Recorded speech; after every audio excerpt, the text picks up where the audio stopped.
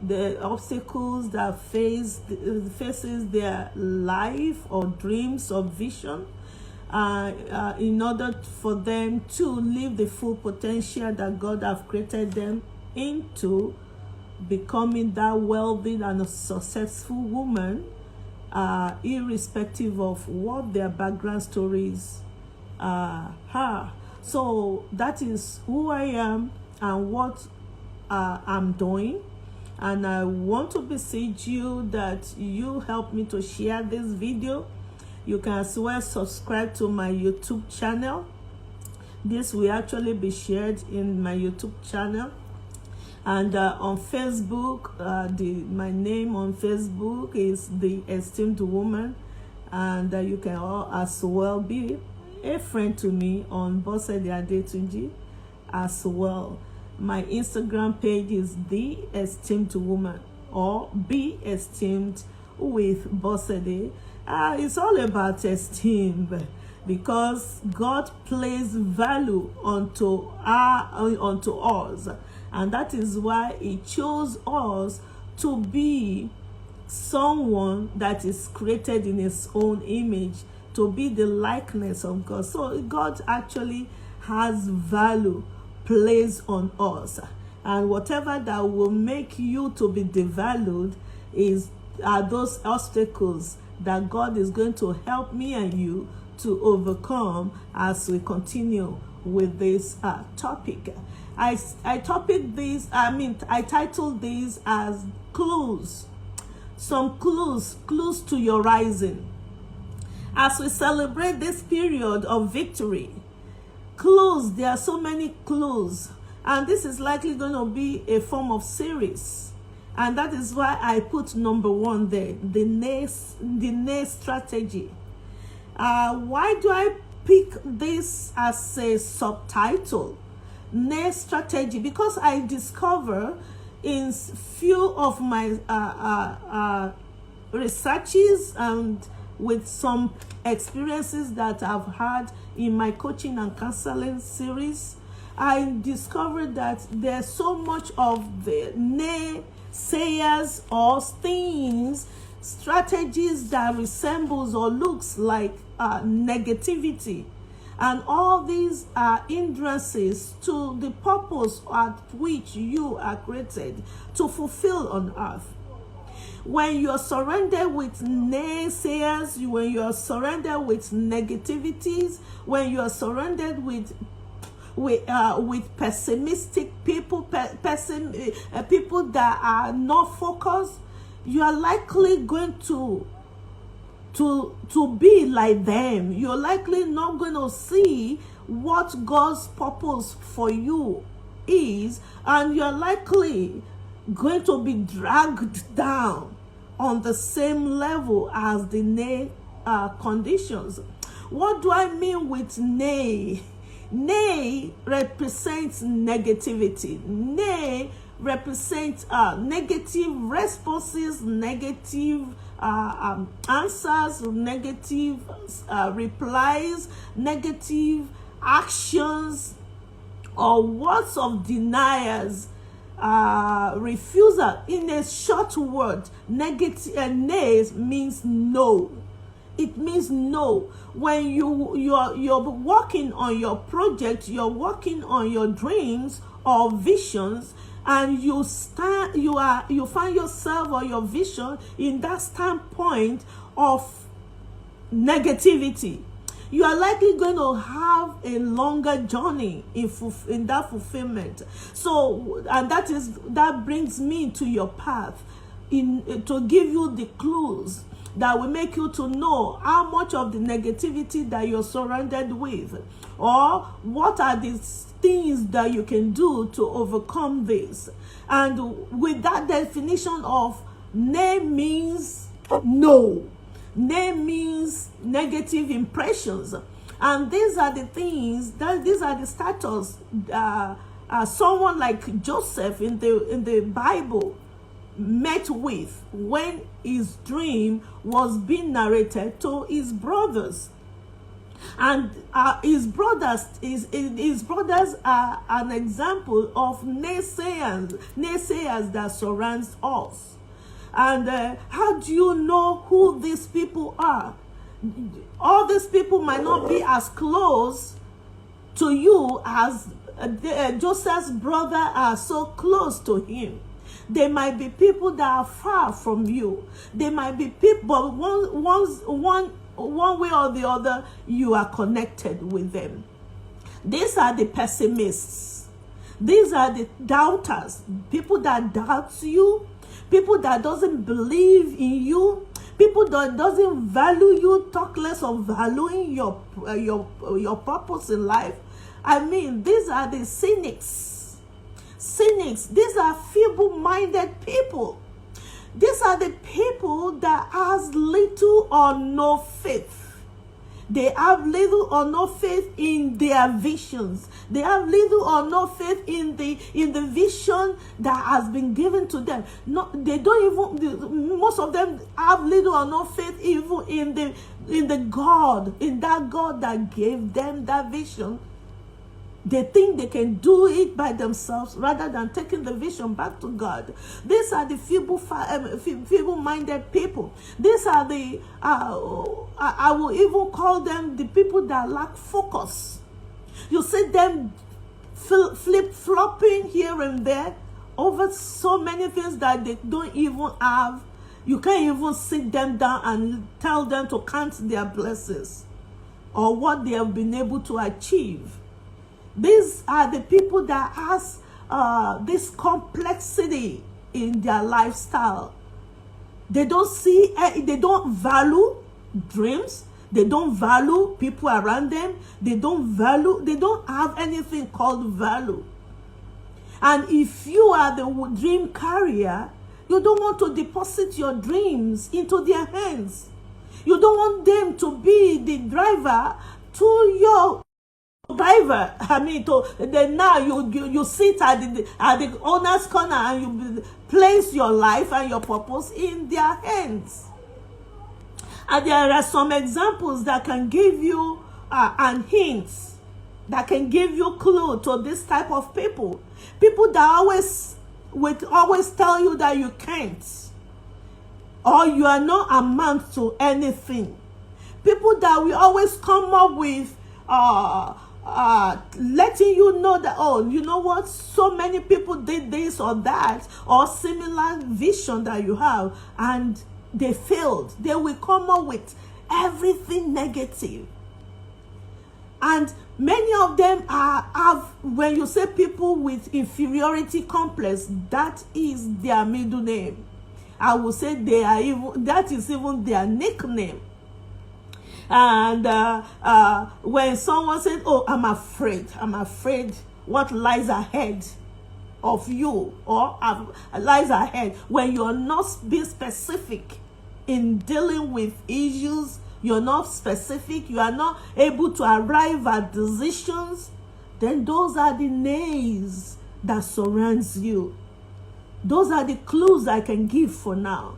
You know, immediately Joseph came up with this his dream, with the narration of his dream, or what he saw or heard, oh, who are you? What do you think you amount to? We are your brothers. You are even younger to be having such a dream. I will, daddy and mommy bow down for you. All these are negativities.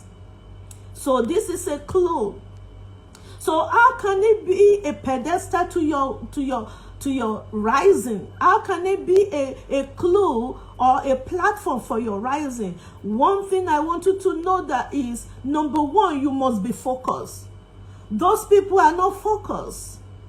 And you don't want to be like them. You have to be focused. You are the one that God has given the dreams to.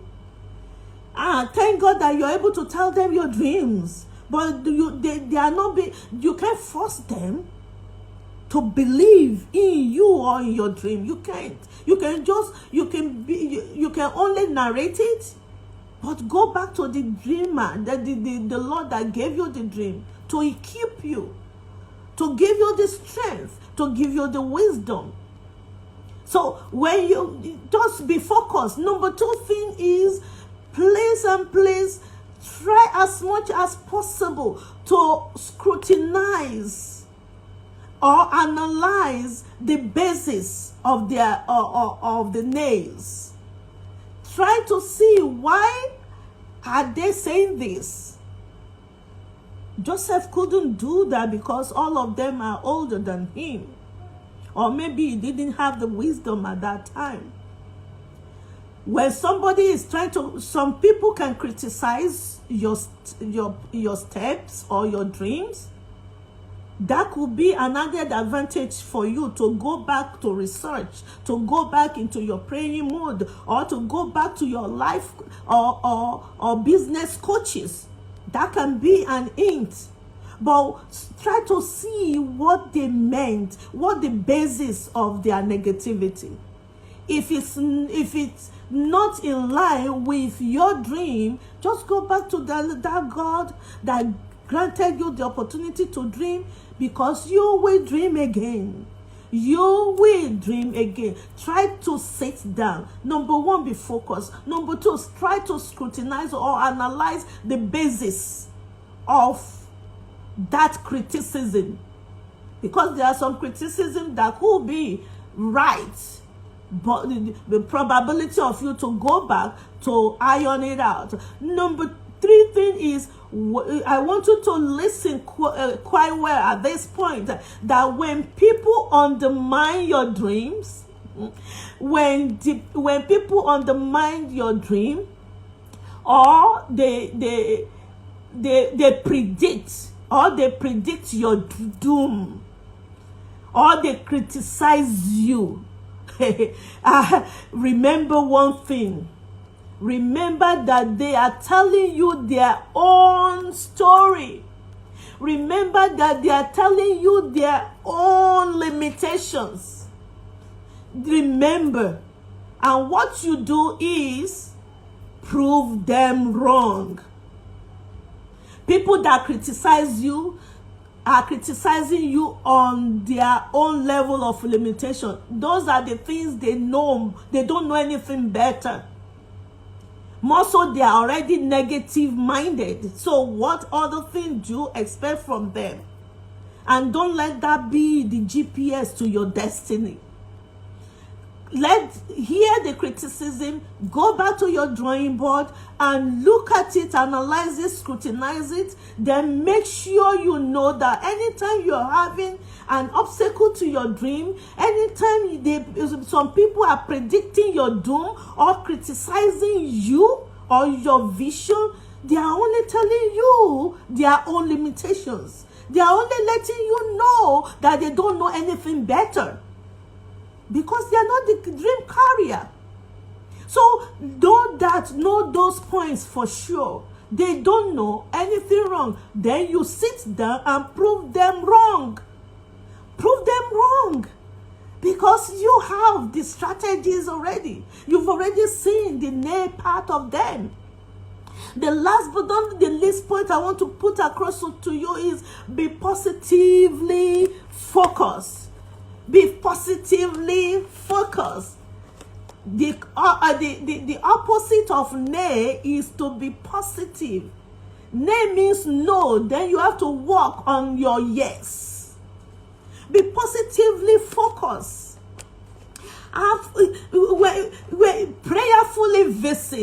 Prayerfully revisit your dreams or your visions. Most especially if you have written them down. And this is what I encourage most of my clients, to have a way to know what to do, especially with their dreams and their visions. Everyone should cultivate the habit of having vision boards. When you have vision board as a dreamer, as a visioner, even when you are surrounded, when people out there are saying negative things about you or your dreams, you have your vision board to run back to. You go back to your shelves. You go back to your bedroom. You go back to your closet. You go back to your office and look straight into that vision board. Immediately you will remember the conditions of your mind when you wrote those, or when you stuck those pictures on those boards. Have vision board. Revisit it every now and then. Be positively focused, and then have someone. Most people that came from where I came from, many of us are not teachable.